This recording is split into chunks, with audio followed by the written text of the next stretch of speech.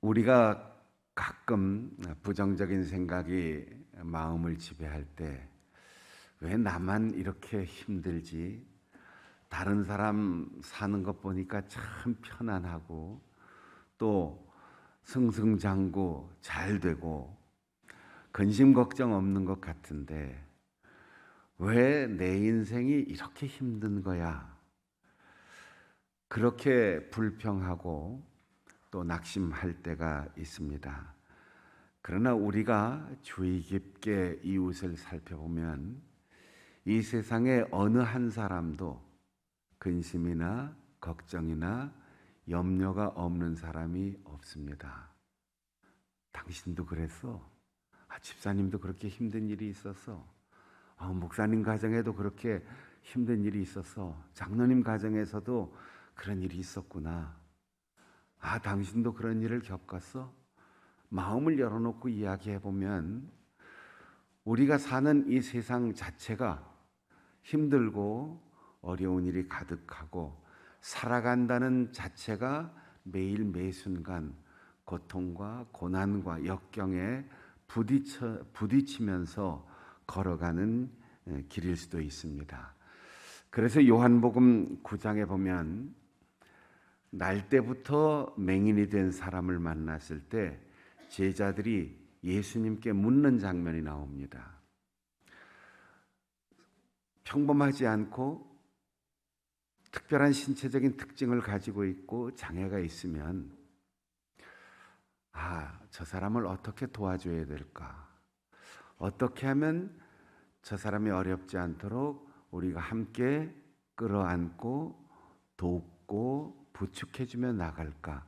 그런 생각보다는 뭐 때문에 그럴까? 호기심 혹은 누구의 잘못 때문에 저런 일이 생겼을까 하는 우월감과 비판의식이 생깁니다. 제자들은 예수님께 아예 해답을 놓고 물었습니다. 부모의 죄 아니면 본인이 엄마 뱃속에서라도 뭔가를 잘못했겠지요. 조상의 죄입니까? 아니면 본인의 죄입니까?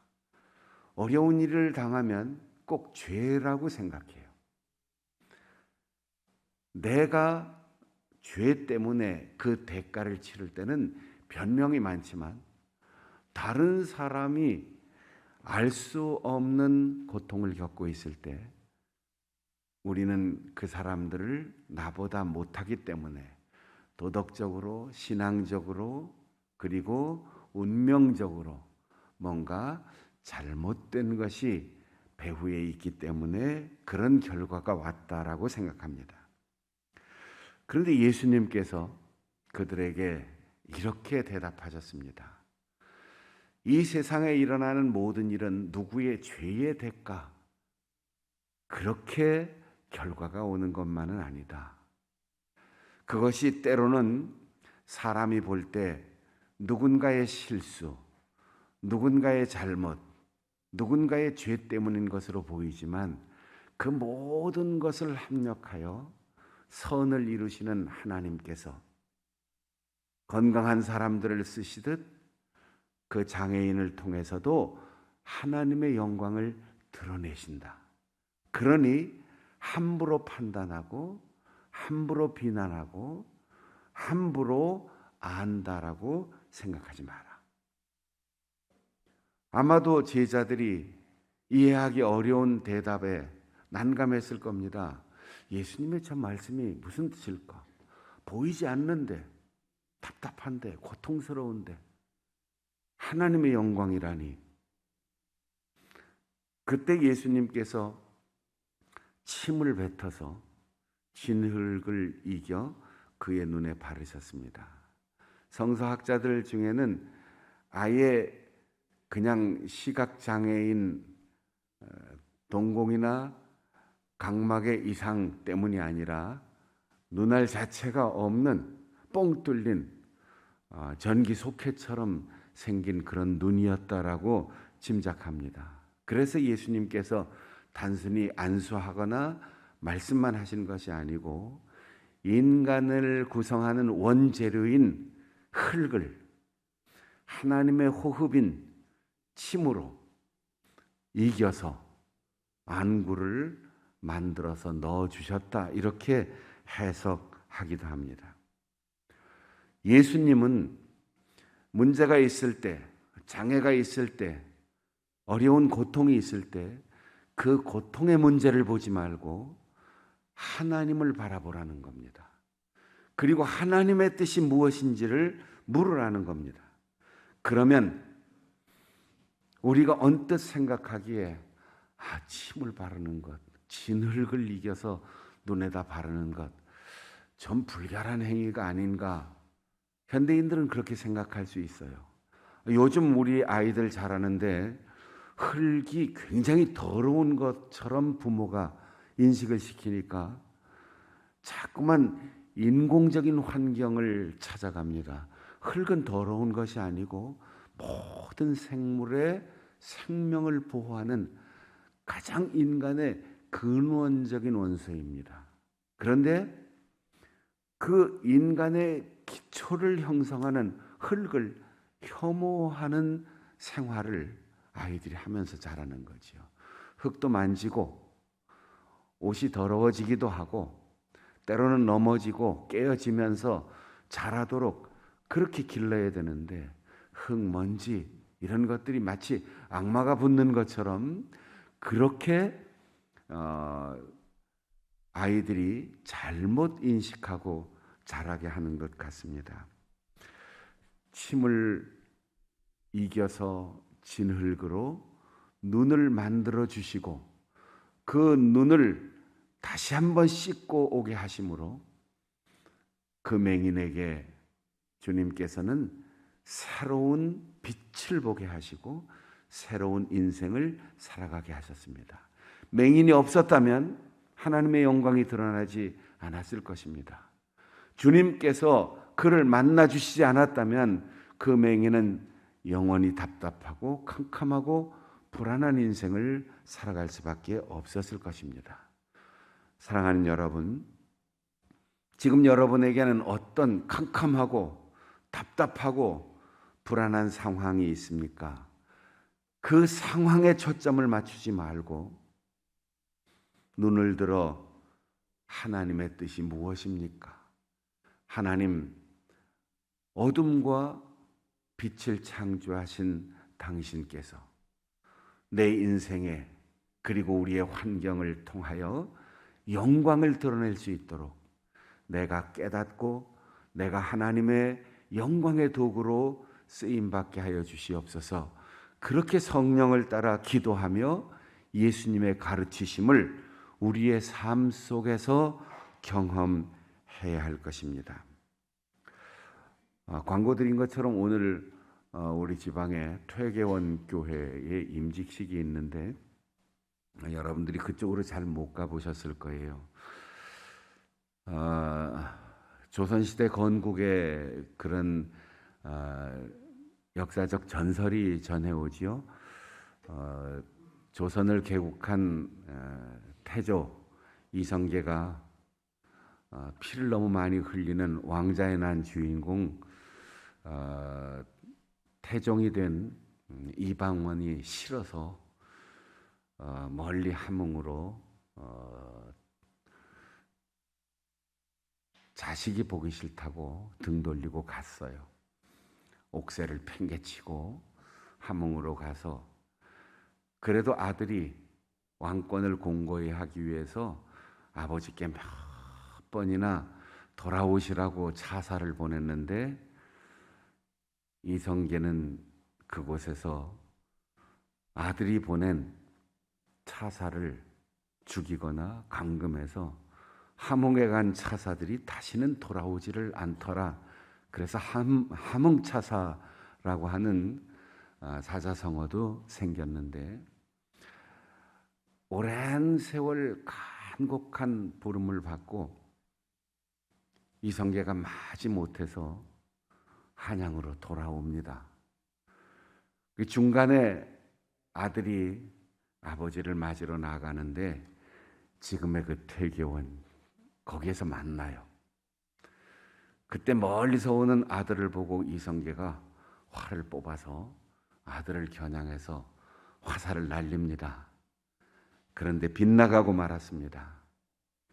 그러니까 이성계가 이게 하늘의 뜻인가 보다 화를 팽개치고, 그러나 난 너 보기 싫다, 안 보겠다. 그리고는 그 옆에 개울에서 며칠 동안 낚시질을 하다가 다시 돌아갑니다. 그래서 왕이 낚시질을 했다 해서 왕숙천이란 개울이 옆에 있고, 이성계가 이방원에게 난 너 보기 싫다 침을 퇴하고 뱉고 돌아섰다고 해서 퇴계원이에요.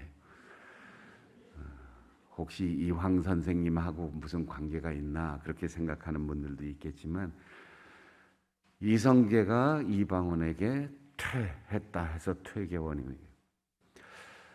같은 침이지만 아버지가 뱉은 침은 아들의 앞길에 부정적인 그늘을 들이우고 역사의 부끄러움은 남았지만, 성령 충만하신 우리 주님께서 침을 뱉어 진흙을 이겨 눈에 발라주시고 연못에 가서 씻고 오라라고 할 때 그의 눈이 열리는 놀라운 기적이 일어났습니다. 오늘 우리가 읽은 본문에는 우리의 인생, 우리가 사는 이 지구상의 모든 환경에 탄식이 넘친다고 했습니다. 왜 나만 이렇게 힘들어? 왜 갑자기 바이러스가 출현해서 인간들이 이렇게 힘들까? 그런데 사실 나만 힘든 게 아니에요. 우리 인간의 삶 자체가 다 힘들고 어려워요. 그뿐 아니라 우리가 무시하고 우리가 무관심하게 지나가는 이 세상의 모든 만물, 하나님이 만드신 모든 만물이 다 힘들어요. 우리는 바이러스 때문에, 인간관계 때문에, 전쟁 때문에, 환경의 변화 때문에 힘들지만, 이 세상에 존재하는 모든 동식물과 자연환경, 하나님이 만드신 피조물은 인간 때문에 힘들어요. 그래서 하나님이 만드신 피조물, 진흙덩이, 먼지, 돌멩이, 나무 풀, 그리고 한낱 미물과 같은 동물들까지도 다 탄식한다라고 공동체의 탄식을 인식할 때 우리는 함께 더불어 살아가는 지혜를 얻을 수가 있어요. 힘들지 않은 인생이 어디에 있겠느냐? 간혹 목회를 오래 하고 나이가 드니까 저한테 상담하러 오는 목회자들이나 선교사님들이 있는데, 목사님, 목회가 너무 힘들어요. 이 길을 끝까지 가기가 어려울 것 같아요. 선교사역 다 마칠 때까지 있으면 병들 것 같아요. 그때 정답처럼 제가 늘 하는 얘기가 있어요. 힘들지 않은 목회가 어디에 있겠느냐? 위험하지 않은 선교가 어디에 있겠느냐? 주님이 그 길을 먼저 걸어가셨고 우리를 부르셔서 그 부르심에 응답해서 내가 강제로가 아니라 자원해서 이 길에 출발했으니 주님께서 지켜주실 거다. 끝까지 갈 수 있다. 내 힘과 의지로는 쓰러질 수밖에 없고 내 욕심이나 인간적인 이해관계로는 포기할 수밖에 없는 상황이라도 주님께서 부르셨다는 확신을 가지고 가면 반드시 내가 힘든 것보다 더 큰 능력을 우리 주님께서 주시고 내가 겪는 모든 위험을 통해서도 하나님께서 영광을 드러내실 것이다. 그렇게 위로하기도 합니다. 바울 사도는 로마 교회에 말합니다. 너희들만 노예로 사는 것, 너희들만 식민지로 사는 것, 너희들만 가난하고 너희들만 수탈당하는 고통이 있는 것이 아니다. 이 세상의 모든 피조물이 함께 고통을 겪고 있다. 깨달아야 합니다. 사랑하는 여러분, 왜 나만 이렇게 생각할 때 고립감을 느끼죠. 왜 나만 이렇게 생각할 때 절망적인 마음이 들지요. 운전을 하다가 자동차 접촉사고가 나서 별것 아니지만 옆에 긁힌 것 수리하러 정비공장 가보세요. 나만 사고 당하는 게 아니고 이 땅에 접촉사고, 사망사고까지 사고가 많습니다. 왜 이럴 때 하필이면 내가 감기가 걸렸을까? 왜 이렇게 다쳐? 참 재수없어. 그리고 병원에 가보세요. 얼마나 아픈 사람들이 많은지 우리가 살아가는 동안 특별히 병원이나 사고 난 현장에서 아는 사람을 만나면 장로님도 편찮아서 오셨어요. 집사님도 사고 당했네. 글쎄 나도 그때 그랬다고. 그러면 우리가 혼자 겪는 고통이 아니라는 사실을 알게 되면 이게 참 말할 수 없는 위로가 되는 거죠. 여러분, 하나님이 만드신 이 세상에서 살아가고 존재하는 모든 피조물이 다 같이 고통을 겪습니다. 그러니 동물을 학대하거나 자연을 파괴하거나 인간적인 우월감을 갖지 말고 동정심을 가져야 돼요. 보호자로서 책임 의식을 가져야 돼요. 우리는 인간 중심의 우월감을 가지고 이 세상은 인간이 주인이다 이렇게 생각하는데 인간이 주인이 아닙니다. 인간은 피조물이 존재하는 이 세상의 가장 막둥이에요. 하나님이 다 우리 선배들을 만드시고 그 다음에 맨 마지막으로 우리 인간을 만드셨어요. 여러분, 군대, 연예계, 체육인들 모든 사람들의 모임에 선후배 관계가 명확합니다. 1년 차이, 하루 차이 얼마나 선배들을 존중합니까? 서로 다투다가도 해병대 출신이야? 너 몇 개야? 그러면 입을 딱 다뭅니다. ROTC 출신이야? 너 몇 개야? 근데 가장 이 선후배 관계가 안 되는 데가 교회. 여러분, 우리가 선후배 관계에 매여서 할 일을 못할 정도로 그렇게 살아서도 안 되지만 신앙의 선배들을 존중하고 교회의 질서를 존중하고 특별히 성경적인 가치관을 가지고 세상을 바라볼 때 흙 한 줌, 나무 한 그루, 개미 한 마리, 흘러가는 물 한 방울도 나보다 선배다 생각하고 잘 보호해야 할 책임이 있다는 거예요. 생육하고 번성하라, 땅에 충만하라, 정복하라, 다스리라 하나님께서 말씀하실 때 이 정복하고 다스리라고 하는 이 말씀이 기록되던 시대에는 군대도 없었어요. 로마 제국도 없었어요. 왕권도 없었어요.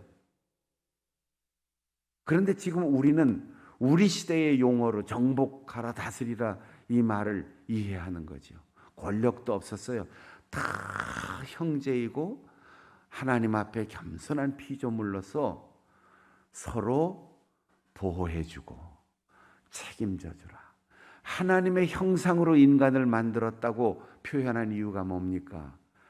하나님을 대신해서 선배를 잘 돌보라는 거예요. 하나님을 대신해서 하나님이 만드신 이 땅에 모든 사람뿐 아니라 피조물을 존중하고 잘 아껴 가꾸어 주라는 거예요. 공존하고 상생하라는 거예요. 그런데 오늘날 현대 언어로 잘못 이해한 인간들이 하나님이 정복하라고 했으니까, 다스리라고 했으니까 인간 중심의 우월감을 가지고 살아갑니다. 사람끼리도 지역 차별, 학벌, 학연, 지연 이런 것으로 서로 계층을 형성하고 우리끼리 이렇게 뭉칩니다. 인간이 이기적 집단으로 뭉치면 그게 바벨탑이에요. 반드시 무너지게 되어 있습니다. 서로 돕는 공동체 생활이 아니라면, 사랑의 원리에 입각한 교제가 아니라면 집단은 바벨탑처럼 무너질 것입니다. 함께 고통하는 우리의 이웃이 있음을 기억하십시오. 함께 고통하는 피조물들의 신음소리를 들으십시오. 그리고 우리의 책임감을 가지고 하나님께서 우리에게 이 세상을 맡겨주셨다, 그렇게 성경적인 깨달음을 얻을 때 우리는 내 곁에 있는 약한 사람, 보잘것없는 사람, 나와 무관한 것처럼 보이는 지나가는 사람 한 사람도 존중하고 사명으로 대할 수 있습니다. 두 번째로, 인간의 연약함을 깨달아야 합니다. 인간의 오만이 어디까지 갈지 몰라요. 과학이 발달하고 지식이 축적되고 그러면서 마치 인간이 하나님처럼 될 수 있다라는 생각이 사람들의 머릿속에, 가슴속에 서서히 자리 잡게 되었습니다. 그리고 다른 사람의 손해나 다른 사람의 손실에 상관없이 나 혼자 아주 짧은 순간에 엄청난 돈을 벌어보자. 여러분, 예금 통장에 돈이 많으면 하루 5끼, 10끼씩 먹습니까? 좁은 집에 살면 불편하고 넓은 집에 살면 행복합니까? 아파트 높이가 높아지면 인간의 행복이 더 증진됩니까? 하나님께서 태초의 인간들을 에덴에서 내보내면서 땀 흘려야 먹을 것이다라고 했어요. 땀 흘리지 않고 버는 돈, 땀 흘리지 않고 얻는 소득, 땀 흘린 만큼 살아가려고 하는 마음에서 넘어가는 것, 이것은 창조 원리를 벗어나는 거예요. 우리가 부를 축적하는 것 자체가 죄가 아니지만 부를 얻는 방법이 성경적이고 신앙적이어야 합니다. 사람들이 불손하게 행동하고 함부로 남을 무시하면, 옛날에 불한당이라고 그래서 이 불한당 같은 녀석 이렇게 했는데, 불한당이라는 말이 땀을 흘리지 않는 무리, 그런 뜻입니다. 불한당. 무슨 뜻일까요? 땀 흘리지 않고 먹고 살고 노력하지 않고 남의 것을 착취하는 사람, 땀 흘리지 않는 것이 우리의 사회적 관념에서도 나쁜 사람이라고 그러는 거예요. 그런데 요즘 땀 흘리지 않고 부를 축적하려는 사람들이 많다 보니까 혹시 100명, 1000명 중에 한 사람, 일확천금한 사람이 있다 할지라도 그 사람 때문에 수많은 가난한 사람들의 돈 가치가 떨어진다는 생각해야지 돼요. 우리가 땀 흘린 만큼 내가 얻고, 땀 흘린 만큼 내가 누리고, 땀 흘려서 얻은 것을 내가 먹고 사는 건강, 이게 하나님의 은혜의 축복입니다. 그런데 우리는 땀 흘리지 않고 어떻게 좀 더 많이 벌까, 이런 생각을 하는 거죠. 하나님을 닮은 사람은 창조적이어야 해요. 누가 어떻하더라 유행을 쫓아가는 게 아니에요. 너희는 이 세대를 본받지 말라라고 했어요. 하나님이 아무것도 없는 곳에서 세상을 만드시고 우리를 이 땅의 관리인으로 임명해 주신 것처럼 우리는 세상에서 새로운 것들을 만들어내고, 땅과 그리고 우리의 직업과 직장과 기업을 통해서 새로운 것들을 생산해내면서 땀 흘려 소득을 거둘 때 그것이 하나님을 닮은 창조적인 인생을 살아가는 겁니다. 그리고 이 세상의 어떤 것도 무시하지 않고 사랑하고 보호하고 용서하고 이해하는 것, 그것이 바로 하나님의 형상이며 하나님의 자녀의 특징입니다. 우리가 이것을 알지 못할 때, 분별할 수 없을 때, 어리석을 때, 그때 성령께서 말할 수 없는 탄식으로 우리를 위하여 기도하고 간구하신다고 했습니다. 성령을 근심하게 하지 말고 성령 안에서 무시로 기도하라고 하는 바울 사도의 교훈처럼 우리는 연약한 존재입니다.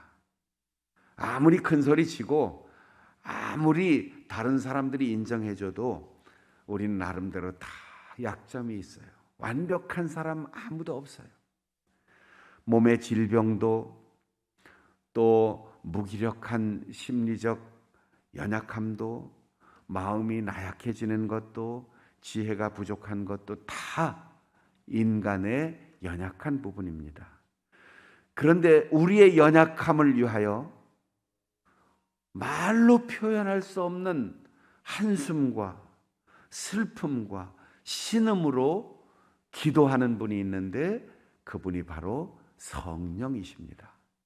그러니 내 맘대로 기도하지 말고 내 뜻대로 부르짖지 말고 내 생각대로 말하지 말고 말씀을 묵상하고 그 말씀을 새기고 깊이 기도하는 가운데 성령께서 주시는 지혜와 성령께서 주시는 희망과 성령께서 주시는 능력으로 하나님 앞에 올바르게 기도할 수 있는 우리 성도들이 되시기를 바랍니다. 마리아는 결혼을 하지 않고 약혼만 한 사이인데 네가 아들을 낳을 것이다, 그렇게 천사가 이야기할 때 말도 안 되는 소리라고 얘기했어요.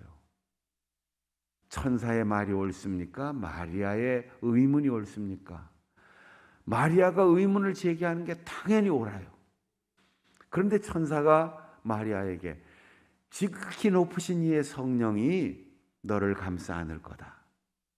그리고 너를 통하여 이 세상을 구원할 메시아가 올 거다. 모든 상식과 경험을 다 버리고 나는 종입니다. 하나님의 뜻대로 쓰십시오.